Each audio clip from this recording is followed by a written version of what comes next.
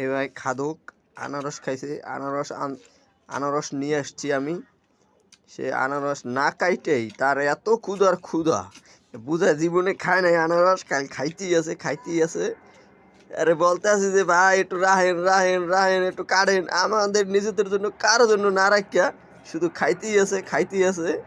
খাচ্ছি কি খাদক দেখছেন নি, এই বডিটা কি বানাইছে, আবার লইলেছে সাথে একটা বিট লবণের লইলেছে যাতে আর খাইতে সমস্যা না। ওই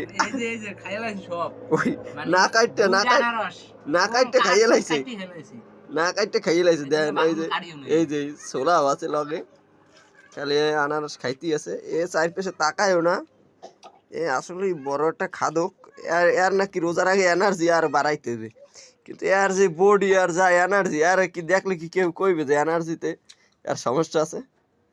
এর এনার্জি পুরো ফুলফিল আছে। এরপরও সেখানে আনারস খাইতেছে, আনারসে বলে বেশি এনার্জি, এটা আমি বুঝলাম না।